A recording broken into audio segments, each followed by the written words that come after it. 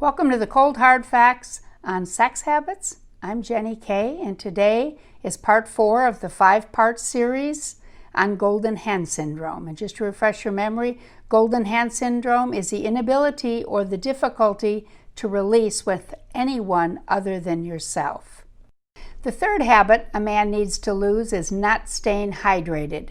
The Heart Association says you need half your body weight in ounces of water every day after you replace ounce for ounce water for caffeinated or alcoholic beverage.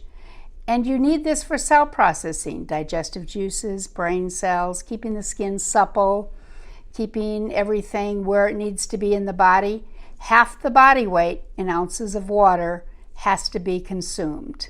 Now, if you're drinking coffee, if you drink 16 ounces of coffee a day or 20 ounces of coffee a day, you have to replace that water first. After you replace that, then it's still half your body weight.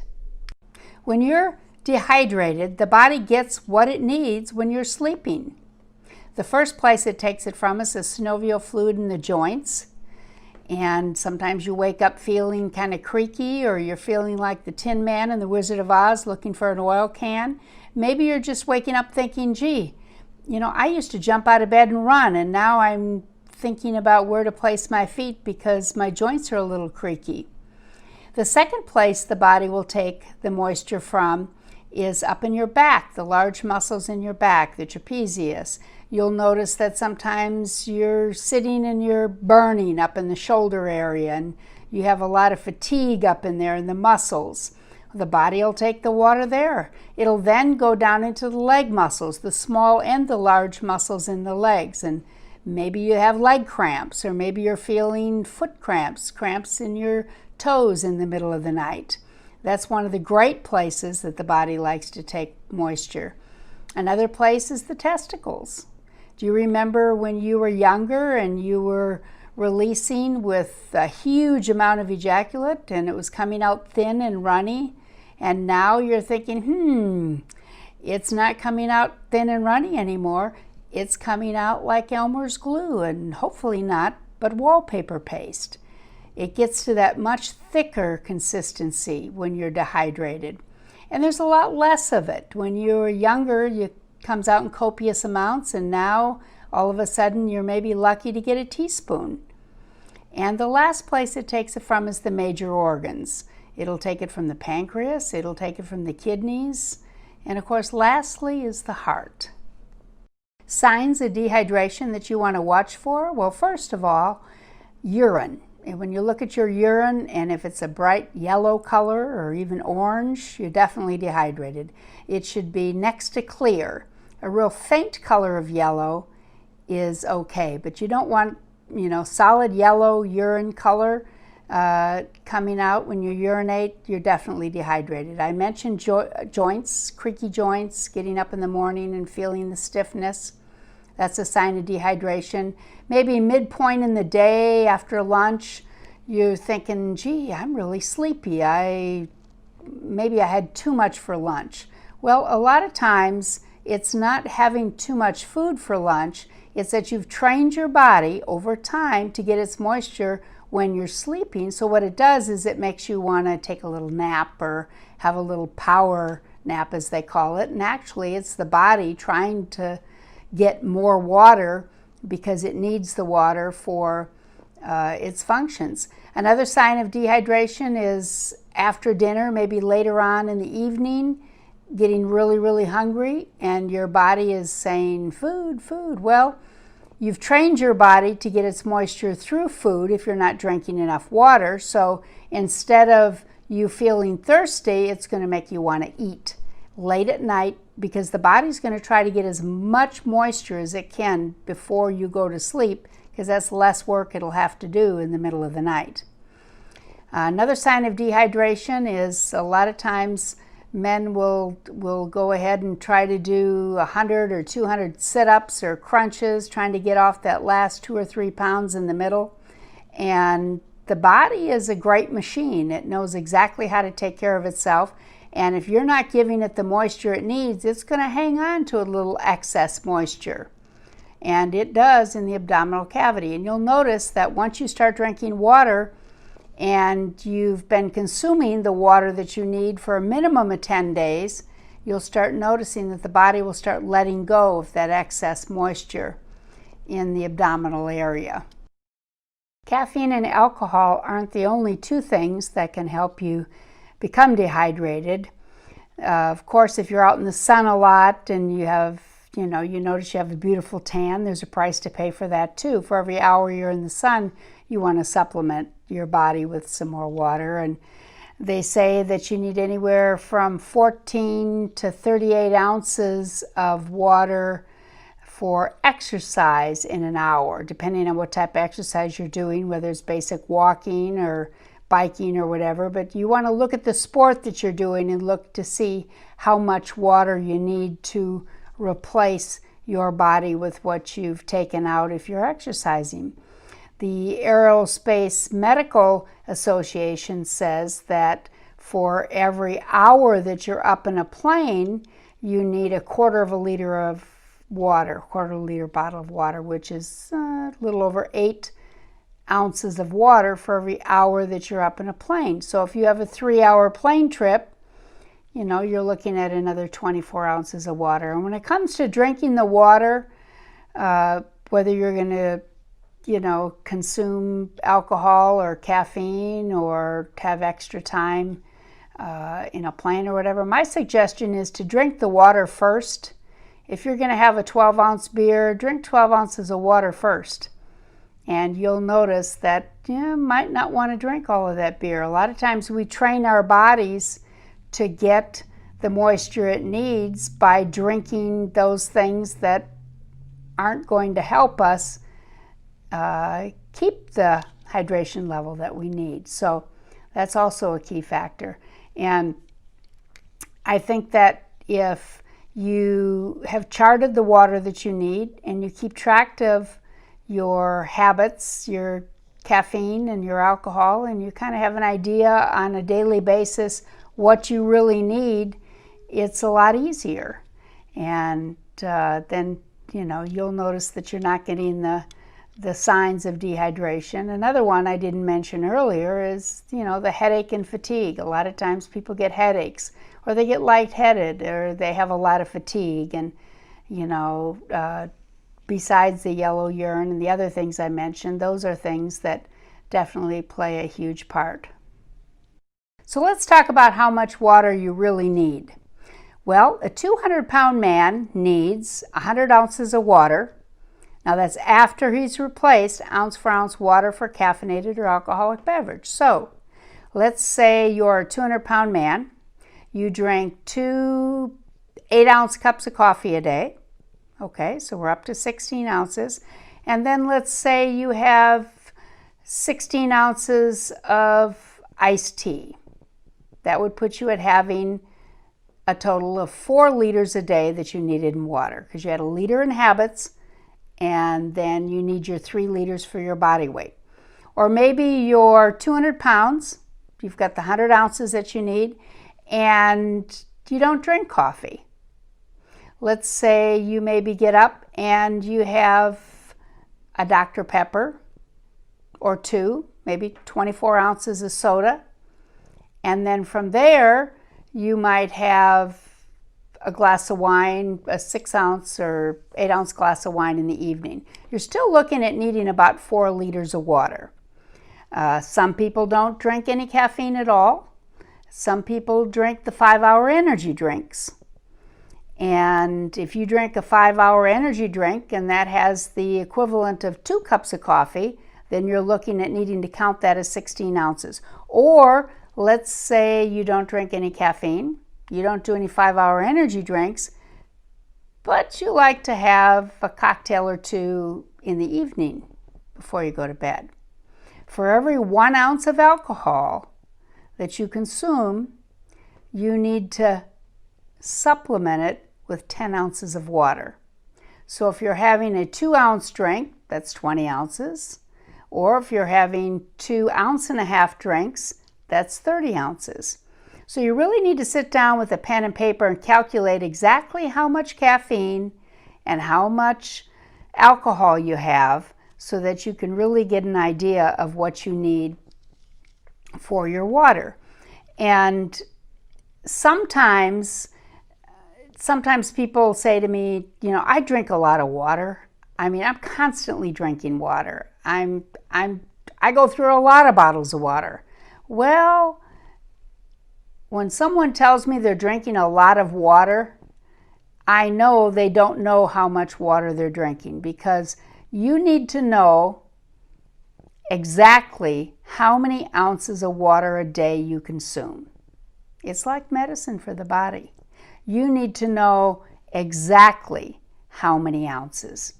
So, when you sit down and write down your caffeine and your alcohol consumption and look at your body weight, you'll know exactly what you need. And most men need anywhere from 3 to 4 liters a day. So let's say you need 4 liters a day. The best thing to do is when you get up in the morning, you can start drinking your water. Have a liter between 6 and 9, and then another one between 9 and noon, and one between noon and 3, and the other one between 3 and 6. It's best to get it in by 6 p.m. so you're not up all night long. But do know the bladder is a muscle. It gets stronger as time goes on. If you're drinking the water that you need, as time goes on, your bladder gets stronger and stronger. You may think you're in the restroom the first few days or the first week a little bit more than usual. Well, maybe you are, because your bladder's not used to that. But once your bladder gets used to it, it generally takes about 2 weeks, you will start noticing that you don't notice anymore that you're going to the restroom a little bit more than you used to. Getting your body hydrated takes about 10 full days of drinking the water that your body needs. And then after that, you'll notice, in the first 10 days, you'll notice you feel better, your gait's a little nicer. You'll start noticing that it's easier moving around. Your joints are a little less creaky. Just in the first 10 days while you're getting hydrated, you'll notice these things. But then after the 10th day, from say the 10th to the 30th day, you'll notice a lot of nice changes. First of all, if you have any excess moisture that you had hung on to in the midsection, you'll notice that it's starting to deplete. You'll also notice that your gait is a little nicer. You'll notice it's a little easier to climb the stairs. You'll notice your energy level has gone up, and the libido will go up. You will end up waking up in the morning and feeling just, Getting hydrated will help your libido. You'll notice that your strength is better and that you may be able to maintain your erections for a little longer period of time. For every liter that you're short of water, you can lose anywhere from 11 to 15% of the strength of your erection. And it may not be in the initial strength, but it can be in the time that you actually are able to maintain that strength. So if a person is 2 liters short of water, that can be anywhere from 22 to 30% in loss of strength. And that may not seem like a lot to you, but that can mean the difference between penetration and no penetration to some. So it's very important that you do keep track of your water. It's like medicine. Keeping track of the exact ounces will make a huge difference, and you'll find this out. Also, when you're dehydrated and you think of the ejaculate coming out, you sometimes think that you, in the act of lovemaking, you're kind of like trying to push it out. You kind of like try to push the ejaculate out, and in the process of trying to push it out, because it's hard to get out, it's very thick, those vessels that they're coming out of are the same size now as when you were 16, and when you're trying to push it out, you end up holding your breath. You end up having a situation where you kind of hold your breath, and when you hold your breath, even for a nanosecond, your body will respond in a way that you don't want. Your heart will stop for a nanosecond holding your breath. And so you really want to make sure that you're not holding your breath, and that the ejaculate is a little bit thinner and that it's not thick like Elmer's glue or wallpaper paste, and that you're trying to push it out instead of letting it easily flow. Another reason why you want to stay hydrated is you want to keep the testicles full.